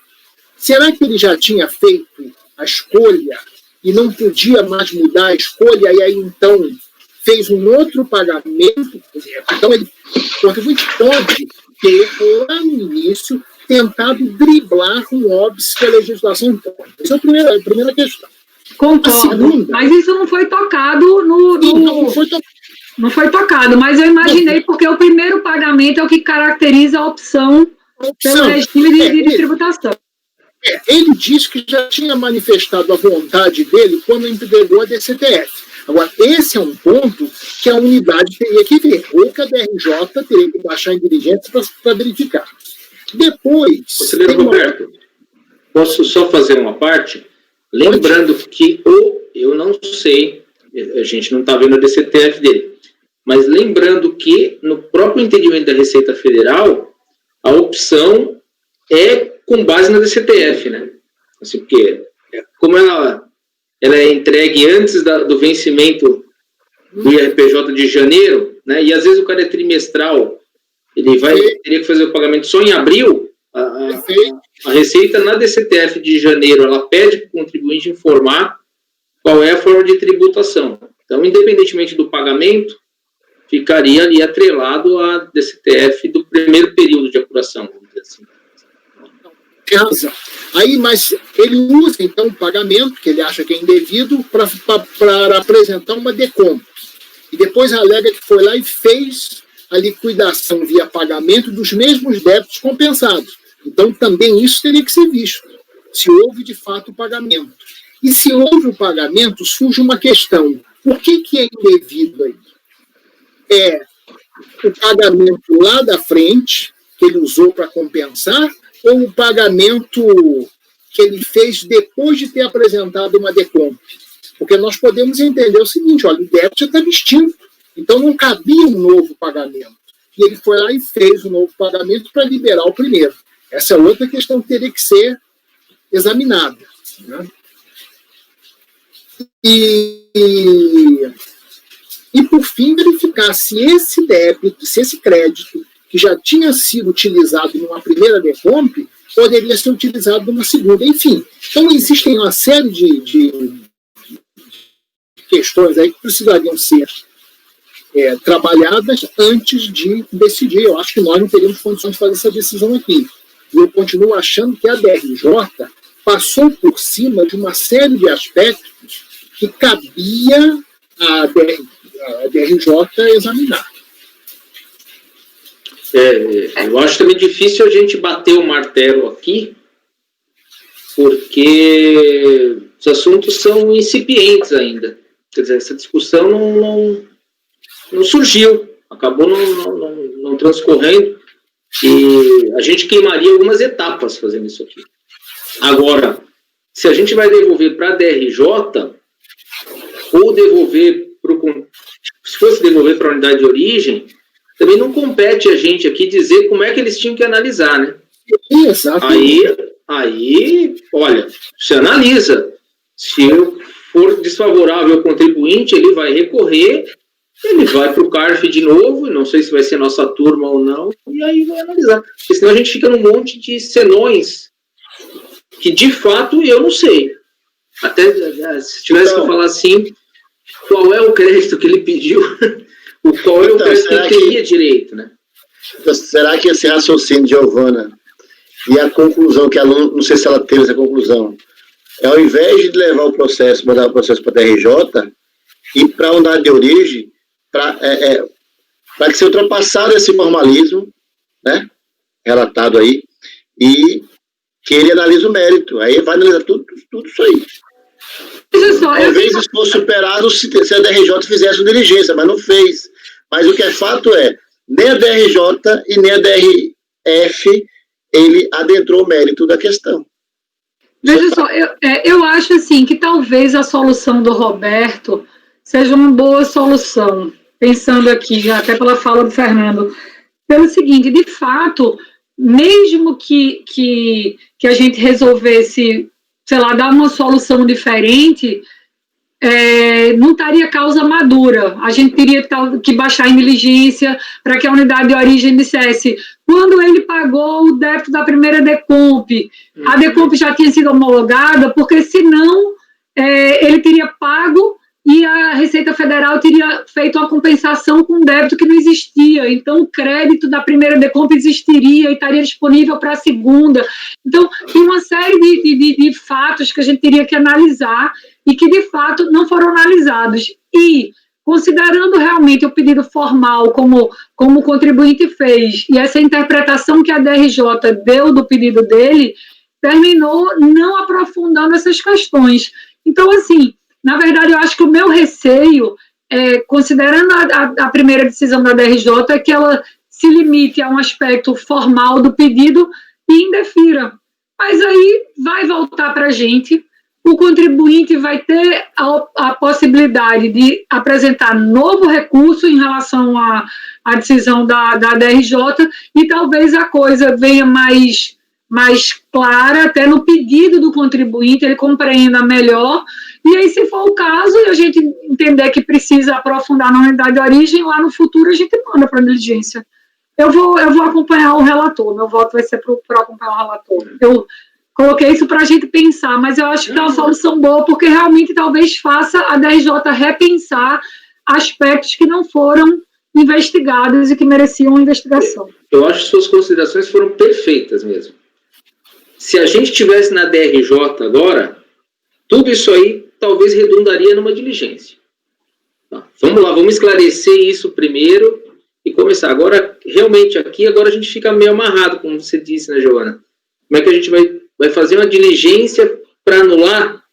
A gente já sabe que tem que anular, mas... E aí a gente vai tentar direcionar o que a DRJ vai olhar. Acho, se eles forem analisar a fundo, né, e é bom que o vídeo está agora aqui, né, é sempre interessante se analisar, seria importante levar em consideração esses aspectos que a gente está falando, tanto a DRJ quanto o contribuinte em eventual recurso, né, porque, de fato, tem algumas pontas soltas que a gente não tem condição, até porque a DRJ não avançou na análise da manifestação de conformidade, né. Isso, Se tens alguma dúvida ou podemos ir adiante? O voto do conselheiro Roberto, então, é por dar um provimento parcial para anular ali a decisão da DRJ, né? Na verdade, a gente está determinando o retorno dos autos à DRJ para que ela analise o mérito da manifestação de inconformidade. Alguém tem alguma dúvida? Não? Então vamos votar. Conselheiro Dornelas. Acompanho o relator. Conselheiro Lisandro. Acompanho o relator. Conselheiro Rogério. Com o relator. Conselheira Giovana. Acompanho o relator. Conselheiro Lucas. Também acompanho. Conselheira Bianca. Acompanho o relator. Eu também acompanho o relator, então, por unanimidade de votos, dar provimento parcial, recurso voluntário para anular a decisão de primeira instância e devolver o processo à DRJ para que esse órgão profira a nova decisão. A decisão de mérito mesmo aí, né, Roberto? Perfeito. Então, esse aqui era o item 51 da pauta, que era o paradigma, certo? A decisão que se aplica também ao item 52 da pauta, também do mesmo recorrente. Provimento parcial, né? Provimento parcial, anular a decisão da DRJ e determinar que profira nova decisão. 53 também seria um paradigma, tá? Então, quer dizer, é um paradigma, o recorrente é Pandurata Alimentos Limitado. O conselheiro Roberto é o relator, aliás, ele vai relatar daqui até o final do dia tudo aí que nós temos. Esse processo é paradigma dos itens 54, 55 Foi retirado de pauta? e 56 retirados de pauta por solicitação do patrono. Tá, então, dos 53 aos 56 retirados de pauta, o processo retorna na primeira sessão, ou nas sessões presenciais, tá? Que nós temos agora, pois não? Fazer uma observação. Eu lamentei que esses processos tivessem sido tirados de pauta. É um assunto tão batido aqui na nossa turma. É aquela história lá de retificação de DCTF. Pois é. Eu vi que seu voto está até aí, né? Deixa seu voto aí, vamos ver o que vai acontecer, né? Perfeito. Nós temos agora os itens 57. Gostaram da minha caneca? Que eu vi aí várias lives aí, o pessoal falando de time. Eu falei, vou pegar do meu time também, vou fazer a propaganda, né? Vamos lá, pessoal. Não pode não, presidente. Pode não, você está na sessão pública. Não pode sim, não, mas eu até ministro do STF. É brincadeira minha. Deus. Vamos lá. Nós temos dos itens 57 a 59 agora. O conselheiro Roberto é o relator. Então, o item 57 é o paradigma dos itens 58 e 59. Eu vou pedir para o conselheiro Roberto ler o relatório, que eu vou projetar aqui a sustentação oral. Tá? O doutor Eduardo Gargiulo Ornelas Santiago nos encaminhou. Quase Eduardo Ornelas, né? Ornelas esse. Eduardo Ornelas, faltou desse aí. É verdade. Pois não, aí a gente vai projetar a sustentação oral, ele fez uma dos 3 processos, né? Eu ia até fazer uma observação que são 3 processos, mas a situação é praticamente idêntica, de modo que se nós resolvermos o primeiro, já não precisamos mais, podemos replicar a mesma solução nos outros 2. Perfeito. Então, fazendo uma leitura rápida aqui do relatório. Trata-se de recurso interposto por Telecine e Programação de Filmes Limitada, pessoa jurídica já qualificada nos autos, contra o Acórdão X da 3ª turma da RJ Rio de Janeiro 1, que negou o provimento da manifestação de conformidade da recorrente e, em consequência, não reconheceu o direito creditório pretendido por ela e deixou de homologar a compensação declarada. Os fatos podem ser assim resumidos. A recorrente apresentou declaração de compensação de compra, informando no crédito uma parcela do recolhimento do imposto de renda na fonte incidente sobre remessa de recursos para o exterior. A unidade local da Berate Rio de Janeiro, embora tenha encontrado o pagamento, constatou que o valor pago estava integralmente utilizado para quitar débitos da própria recorrente. Contra essa decisão foi apresentada a manifestação de conformidade a qual a RJ Rio de Janeiro 1 negou o provimento em acordo sintetizado na seguinte emenda, peço licença para não ler a emenda. Não resignada, a contribuinte recorreu da decisão. Diz que a decisão recorrida não deve prevalecer, pois a prova de que a recorrente recolheu o IR na fonte em 30 de 3 de 2004, o valor de R$ 296.728,41, incidente sobre remessa de recursos para o exterior em favor da Universal Studios International BV. Parte desse valor foi utilizado para compensar outros débitos da recorrente. Para comprovar o direito creditório, além de uma planilha, cujo texto é autoexplicativo, foi juntada toda a documentação que dá suporte à pretensão da recorrente, quais sejam contrato de invoice da Universal e o livro Razão, que confirmariam a procedência do crédito e a contabilização do valor devido e dos valores recolhidos. Com esses fundamentos, pugnou pelo provimento do recurso ao relatório. Ok. Então, senhores, eu vou projetar aqui a sustentação oral. Peço para que todos deixem o microfone no mudo, tá? E eu vou projetar aqui a sustentação oral.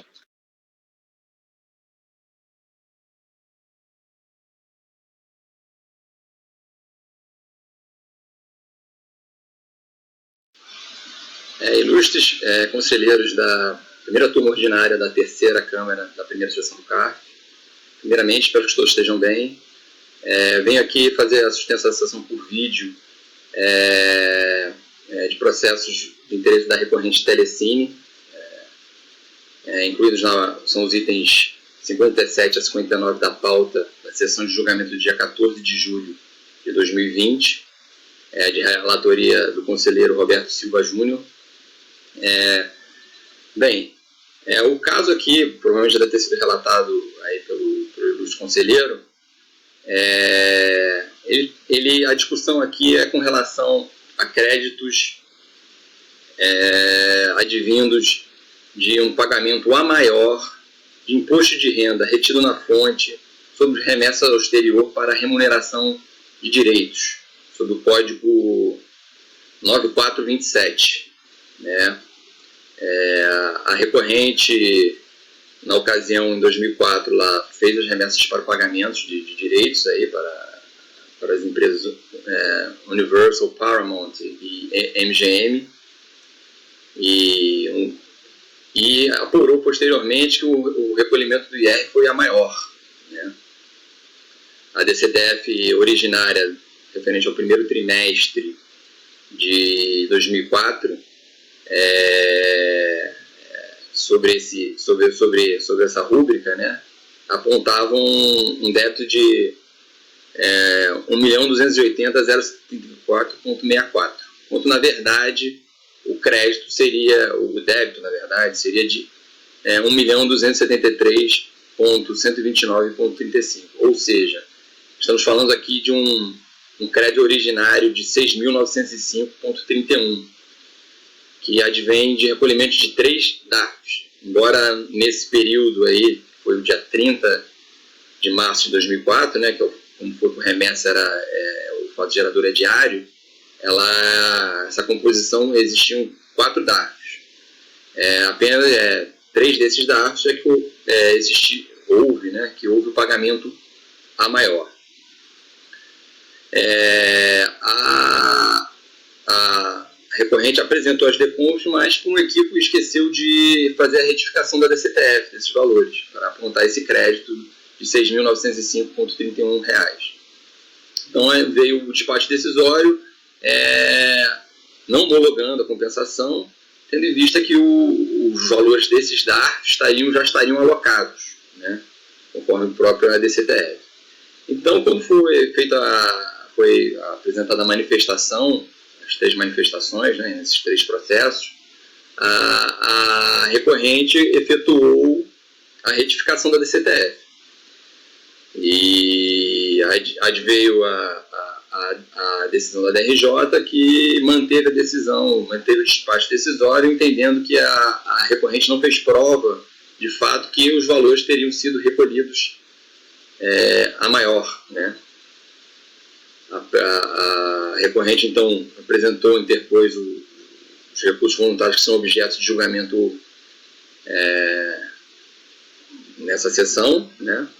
E nesse recurso voluntário, a recorrente, através de documentação, né, ela demonstrou que realmente houve um pagamento a maior nessas remessas posterior, né, individualizadas, né, em cada uma delas. De que forma? Mediante o contrato de câmbio, mediante a invoice, mediante o livro Razão com esses lançamentos. Assim, pela prova dos autos, fica evidenciado, e o cálculo também, para demonstrar isso, a recorrente entende que restou demonstrado isso. Só que a decisão da DRJ não adentrou neste mérito.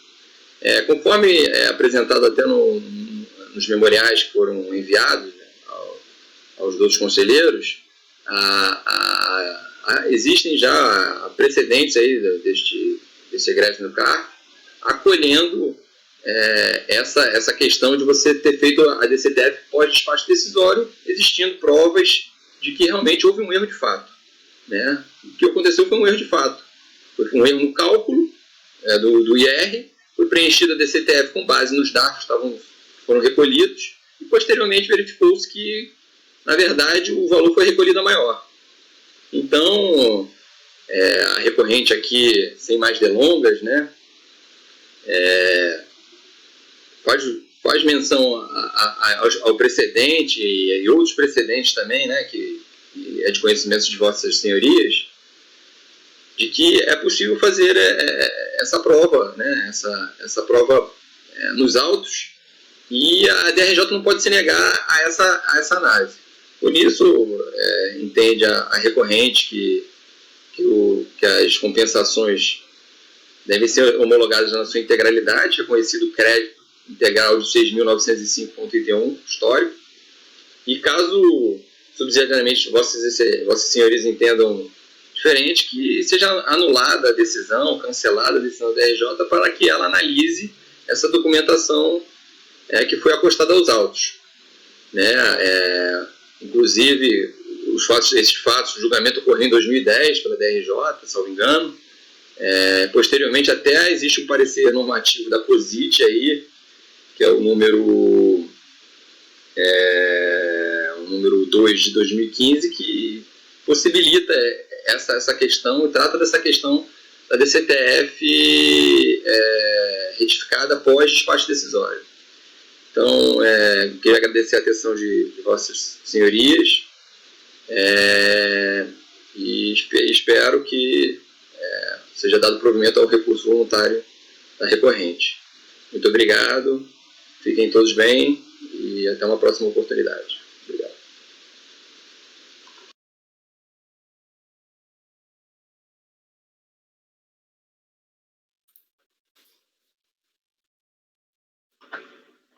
Vamos lá, senhores, eu agradeço aqui, então, a sustentação oral do Dr. Eduardo Santiago. Felizmente estamos todos bem e esperamos que ele também esteja, né? Então, de imediato, eu passo a palavra para o conselheiro Roberto para que profira seu voto. O recurso é tempestivo, obrigado. O recurso é tempestivo e atende aos demais requisitos de admissibilidade.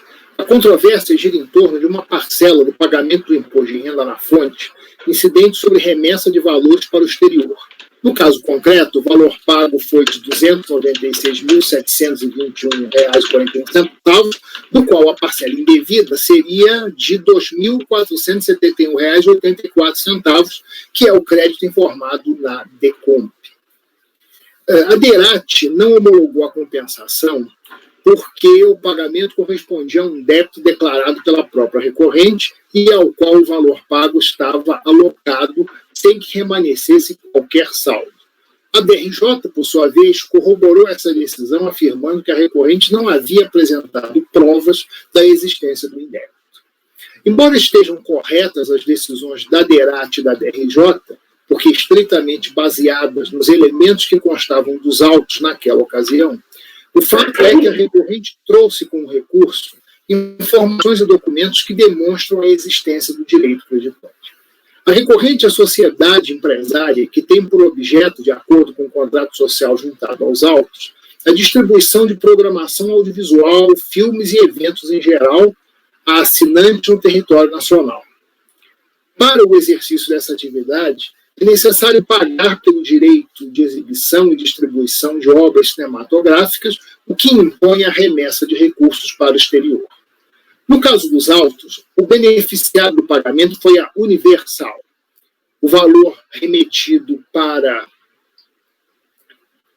a Universal aqui, que não se confunde, obviamente, com a Igreja Universal, né, que seria uma outra... O valor remetido para o exterior em favor daquela empresa consta do contrato de câmbio de folhas 264 a 266, no qual está consignada a quantia em dólares remetida em 30 de 3 de 2004, a Universal, que foi de $571.717,55, correspondentes a R$1.667.414,23, conforme a taxa de câmbio de 2,916500, também indicada no contrato de câmbio. Com base nesses dados, a recorrente na planilha de folha 262 demonstrou o indébito. A situação é representada no quadro abaixo. Eu faço aqui, coloco os números e vou fazendo os cálculos para mostrar que a diferença é exatamente esse valor de R$ 2.471. Observe-se que o valor recolhido foi confirmado pelo próprio despacho decisório. A alíquota aplicada no cálculo do imposto na fonte era a que constava do artigo 709 do Regulamento do Imposto de Renda de 99, vigente à época. A base de cálculo, conforme o artigo 713 daquele regulamento, são os rendimentos brutos. A taxa de câmbio, o valor em dólar, a taxa de câmbio, o valor em dólares e a identificação do remetente e do beneficiário dos valores e a data da remessa constam do próprio contrato de câmbio. Esses elementos em conjunto geram a convicção de que a recorrente fez, de fato, um pagamento superior ao devido e, dessa forma, tem direito ao crédito. Pelo exposto, voto por conhecer do recurso para, no mérito dado o provimento, reconhecendo o direito creditório de R$ 2.471,84, homologando até esse limite a compensação declarada. Senhores, será o item 57, mas ao que me parece, os outros dois são a mesma coisa, né, conselheiro Roberto? Só mudam os valores e o beneficiário da remessa. Até acho que ele deixou ali em amarelo no voto para chamar a atenção só o que alterava em relação ao 58 e ao item 59. É isso, né, conselheiro? Senhores, dúvidas? Eu, de antemão, eu digo que eu vou acompanhar o relator. Agora, conselheiro Roberto, eu ia perguntar, eu vi o patrono falando da retificação da DCTF que ele teria feito a posteriori, mas isso não foi colocado no voto, porque eu lembrando agora do nosso colega Ricardo, que nos deixou, né, que tá no, ele tem aquela coisa do, se o contribuinte errou, ele teria que pelo menos ter feito a retificadora, ou tentado fazer a retificadora da DCTF. Não que seja fundamental a existência da retificadora, né? Mas às vezes é muito estranho você reconhecer o crédito que ele sequer retificou, porque nos sistemas da Receita constariam ainda o valor anterior. Eu vi o patrono falar da retificação, ele fez a retificação posterior, eu não vi isso, assim, só por...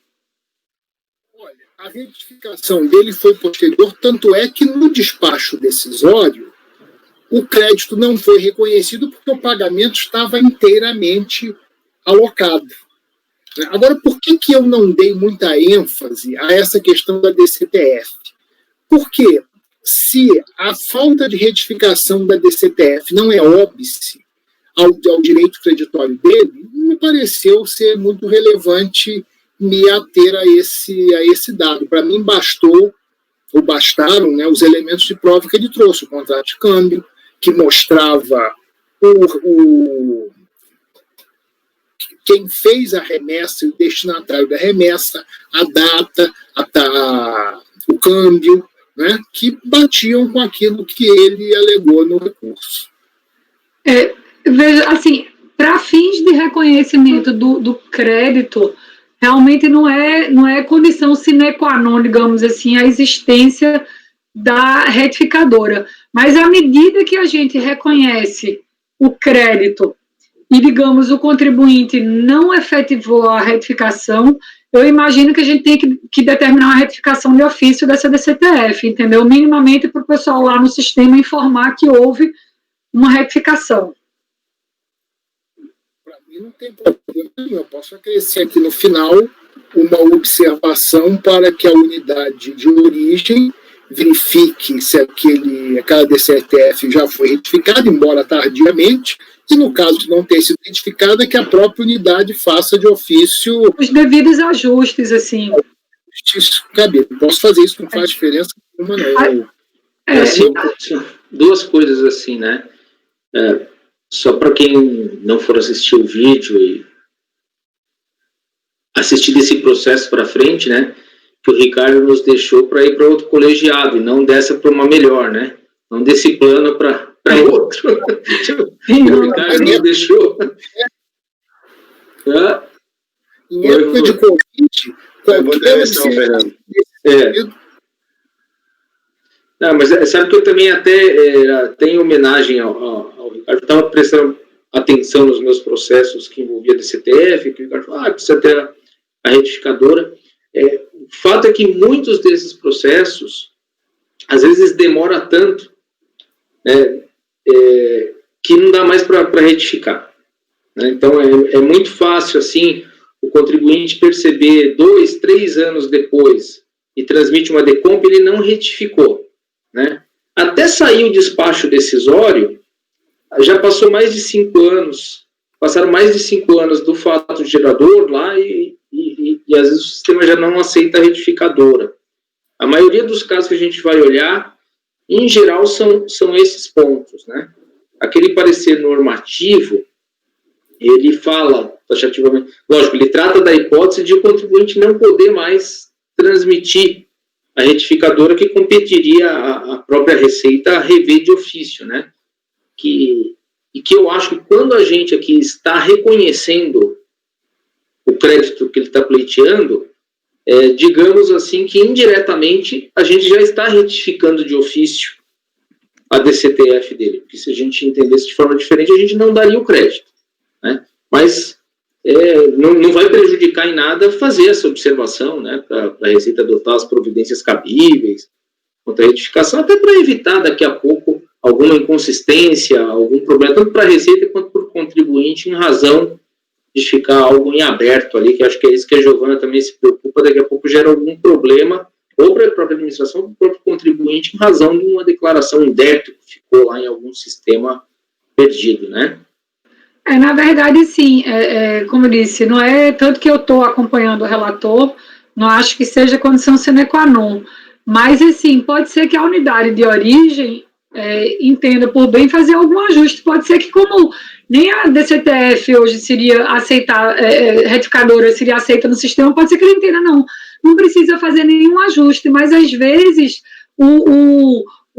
a pessoa faz uma suspensão lá para um tratamento manual e faz uma referência a esse processo, porque a gente não sabe, por exemplo, esse contribuinte tem 3 processos, a gente julgou um, era um mesmo DAF de 6.000, 2.400, um pedacinho em cada um. De repente, nós estamos analisando 3 processos. Se esse contribuinte tem 10, a gente analisa 3, outra turma analisa 7, ninguém mexe na DCTF, esse crédito poderia ser utilizado quantas vezes? Se a gente não tem um controle de sistema. Então, a questão, pode ser que a unidade de origem entenda não ser necessário nenhum ajuste, mas eu acho que vale a pena uma menção e que a unidade de origem, se entender necessário, proceda à retificação de ofício do sistema de controle da DCTF. Entendeu? Ótimo, acho bem colocado, Joana. Para a gente achar, porque amanhã fica a DCTF lá pelo valor integral. Aberta, né? Aberta. Vai outro processo que faça referência àquele crédito, a gente não vai saber. Assim. Na verdade, a retificadora ele não serve para fins de prova, né? E por si só não serve para fins de prova no processo, no contencioso administrativo, mas sim serve para os controles da Receita. Eu acho que cabe sim a observação. Acho que é bem colocado isso aí, de ficar lá esse valor solto, para um lado ou para o outro, né? Pode gerar alguma distorção aí. Bom, senhores, então os itens 57, 58 e 59, o conselheiro Roberto está encaminhando os seus votos no sentido de dar provimento ao recurso voluntário. Alguma dúvida a mais? Podemos seguir adiante. Acompanho conselheiro Dornelas. Acompanho o relator. Conselheiro Lisandro. Eu acho que a DCTF ela é importante, fundamental, em várias exceções, parecer lista. Ela é fundamental, na minha opinião, e não havendo comprovação dessa retificação, eu acho que não ficou claro que houve retificação, na verdade, nisso. Então, eu votaria por diligência para tirar essa dúvida. Se ficasse claro que não houve retificação, eu votaria por negar o provimento. Mesmo numa hipótese em que não dava mais tempo? Não, tempo é o problema do contribuinte. E eu acho, a minha leitura do parecer número 2 é nesse sentido. Tempo é o problema do contribuinte. Mesmo que seja depois do despacho decisório, ele pode retificar, mas tem que considerar os 5 anos. Então, nesse caso, me pareceu que não está comprovado que não está, na verdade, é claro se houve retificação ou não. Então, por isso eu voto por diligência. Tá. Então, senhores, assim, tem uma votação preliminar para a gente fazer aqui, no sentido, bom, tudo bem. Vamos deixar assim, o conselheiro Lisandro está votando pela diligência. Tá. Mas aí será que não deve ser votado isso não, Fernando? A gente pode votar aqui em primeira votação se converte em diligência ou não. Tá? Então, o conselheiro Lisandro, então, fez essa sugestão. Ele entende que é importante ali a questão do STF, a ponto até de dar provimento ou não ao recurso voluntário, e ele, então, gostaria de saber se o recurso está, se a DCTF foi ou não retificada, independentemente do período, enfim. Conselheiro Roberto. Se manifestar sobre a necessidade de diligência? Não, presidente, eu acho que não carece, porque, com todo respeito à posição do colega, porque o indébito decorre da desconformidade entre aquilo que o contribuinte deve, segundo a legislação aplicável, e aquilo que ele recolheu. A DCTF seria um aspecto formal que não iria interferir nesse direito. Então, na minha ótica, essa diligência é desnecessária.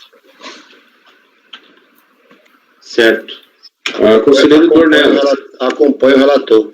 Também rejeita aí a proposta de diligência. Isso. Certo. Conselheiro Rogério. Com o relator, presidente. Certo. Conselheira Giovana. Acompanha o relator. Perfeito. Conselheiro Lucas. Com o relator. E conselheira Bianca. Com o relator, presidente. Eu também vou votar com o relator, Lisandro. Entendo essa preocupação, até tem lógica pelo modo que o Lisandro está dizendo que vota, né? De ter essa importância aí de saber da DCTF, mas eu já entendo ali que essa questão da DCTF ela é um pouco secundária se houver prova que tinha erro nela. Então, assim, vou deixar registrado que em primeira votação, né, se rejeitou a proposta de realização de conversão do julgamento de diligência feita pelo conselheiro Lisandro. Tá? Então, a gente volta para a segunda, para a votação principal, né, em que o conselheiro Roberto já tinha dado provimento, o conselheiro Dornelas tinha acompanhado, e agora o conselheiro Lisandro pode votar no mérito, mas eu entendo, pelo jeito, ele vai negar provimento, não tendo prova da retificadora, né? É isso, né, Lisandro? Nega provimento. Perfeito. Então, o conselheiro Lisandro, no mérito, abriu divergência para negar provimento ao recurso. Conselheiro, então, Rogério. Presidente, só para entender, então. A primeira votação, Rogério, foi só porque a gente estava vindo no mérito e houve uma proposta de diligência feita pelo conselheiro Lisandro, né? Então a gente venceu essa proposta de diligência. Por maioria? Por maioria, e a gente voltou para o julgamento de mérito. O Roberto e o Dornelas já tinham votado por dar provimento ao recurso, o Lisandro abriu divergência para negar provimento ao recurso, agora colheu o seu voto. Não, eu dou provimento ao recurso. Tá, acompanha o relator, então, né? Acompanha o relator. Perfeito. Conselheira Giovana. Acompanha o relator. Conselheiro Lucas. Acompanha o relator. Conselheira Bianca. Acompanha o relator. Eu também acompanho o relator. Então, nós vamos ficar aqui por unanimidade de votos, né? Por maioria de votos, a gente está dando provimento ao recurso voluntário, vencido o conselheiro Lisandro, né? Em primeira votação, a proposta de diligência feita pelo conselheiro Lisandro também foi vencida por maioria de votos, tá? Só o conselheiro Lisandro que propunha a diligência. Eu vou pedir só para o conselheiro Roberto fazer constar no voto dele lá que em primeira votação Houve uma proposta de diligência pelo conselheiro Lisandro, e que o colegiado, então, entendeu que não haveria necessidade nesse caso concreto. Conselheiro Lisandro? É que, desculpa, mas eu estou vendo pelo acordo da DRJ, que está dizendo que foi feita a retificadora. Verifica-se que a DCTF retificadora foi apresentada após a ciência, mas sem provas. Então, como ele vem trazendo provas, então eu queria mudar o meu voto e acompanhar o relator. Então a gente pode, na verdade, ir direto para o mérito, né? Sim. Como a gente não tinha encerrado o julgamento, está tudo certo. Estou mudando o voto. Então é unânime. Então, foi prova e foi feita a prova. Então, nesse caso, presidente, a votação da diligência perde sentido. Perde sentido. Então, vou só registrar, por unanimidade de votos, dar provimento ao recurso, já que essa questão da retificadora ficou superada. Perfeito, Lisandro. Ótimo, excelente. Senhores, então, só para a gente confirmar, itens 57, 58 e 59, eles não eram repetitivos, tá? Eles vieram individualmente para relato do conselheiro Roberto, não tinha paradigma repetitivo.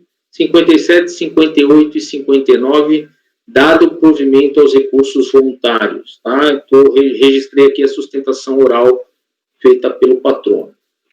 Posso fazer uma sugestão? Pode. Já que é relevante para o Lisandro a questão da retificadora, se o conselheiro Roberto podia fazer constar no voto que houve a retificação. Sem problema nenhum. Tá. Já anota aqui.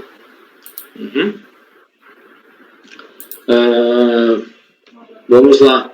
Senhores, nós temos, na verdade, o seguinte, processo só.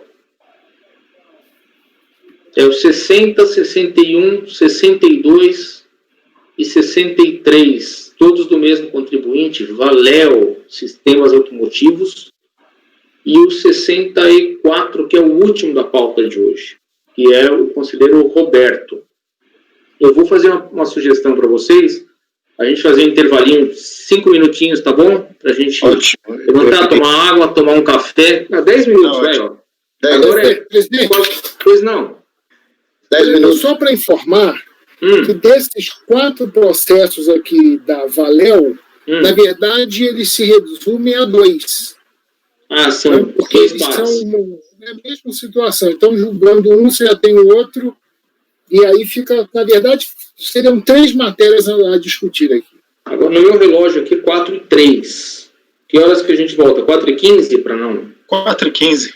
Tá? 4h15 a gente volta, creio que mais 15, 20 minutos de sessão a gente encerra hoje. Então eu vou pedir aval para interromper a gravação e 16h15 a gente retorna para a finalização da sessão. Ok.